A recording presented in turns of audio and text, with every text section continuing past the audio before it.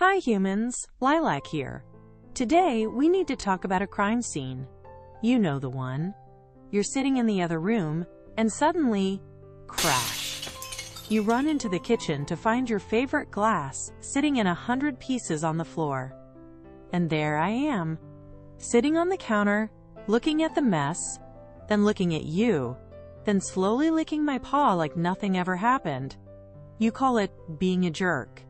You call it calculated destruction, but in the world of cat physics, we call it research.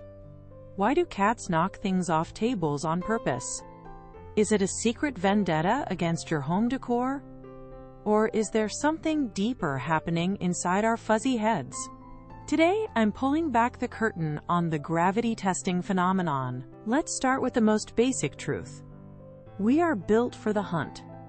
Even though I live in a house with a heated bed and a steady supply of premium kibble, my brain thinks I'm still a jungle predator. In the wild, prey doesn't just sit in the open. It hides under leaves, inside logs, and behind rocks. To find out if something is alive, we have to test it. We use our paws to give it a little nudge. If it moves, it's interesting. If it scurries, it's dinner. When I see your car keys, or that expensive crystal figurine sitting on the edge of the shelf, I don't see property. I see a potential lizard that is playing very, very still. My instinct tells me to tap it. When it falls and hits the floor with a loud thud, my brain goes, aha! It moved! Not a lizard, but definitely exciting. We are essentially trying to flush out your belongings to see if they'll fight back. Spoilers. They never do, but we're always hopeful. But it's not just about the movement. It's about the sound. You see, a cat's hearing is one of the most advanced in the animal kingdom. We can hear ultrasonic sounds that are completely silent to you. When an object falls, it makes a unique acoustic signature. A plastic pen clacks. A glass shatters. A set of keys clinks. To a bored cat, these sounds are like a private symphony. We are testing the vocal range of your furniture.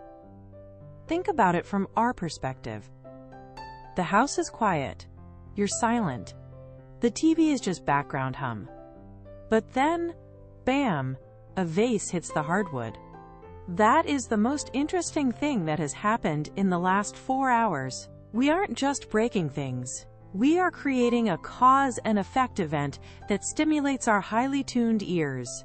If life gets too quiet, we'll find a way to turn up the volume. Now let's talk about the real reason.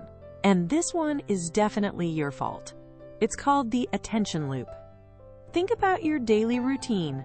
You spend a lot of time looking at that glowing rectangle in your hand, or the big glowing rectangle on the wall. You're busy. You're distracted. You haven't looked at me in at least 12 minutes.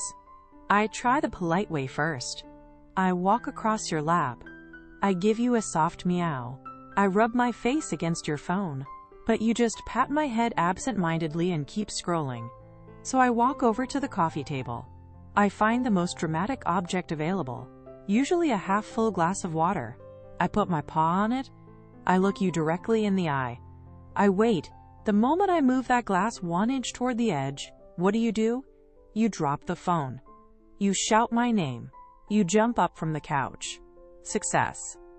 In a cat's mind, a no lilac stop is still a conversation. To us, the sound of breaking glass is essentially a human summoning charm. Have you ever noticed that we don't just knock anything over? We are very picky about our targets. We usually pick things that are flickable. We have incredibly sensitive nerves in our paw pads, thousands of them. When we touch an object, we are feeling for its center of gravity. We are feeling for friction. If we nudge something and it resists, we might leave it alone. But if it slides, if it slides even a millimeter, the game is on. We are calculating the exact amount of force needed to overcome the friction of the table. It's a real-time math problem. We watch the object reach the point of no return, That magical moment where gravity takes over and we no longer have to push. Watching that transition from static object to falling object is purely addictive for a feline brain.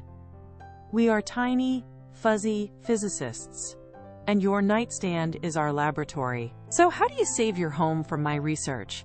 First, give us a better job. If I'm knocking things over because I'm bored, give me a puzzle feeder. If I'm busy trying to get a piece of chicken out of a moving ball, your pens are safe. Second, check your edges. If you don't want it on the floor, don't put it on the launch pad. And third, play with us. A tired cat is a well-behaved cat. If we've spent 15 minutes chasing a feather wand, we usually don't have the energy left to rearrange your bookshelves. At the end of the day, we don't do it to be bad. We do it because we are curious, instinct-driven creatures, living in a world full of temptingly flippable objects. But knocking things off tables isn't the only mystery we have.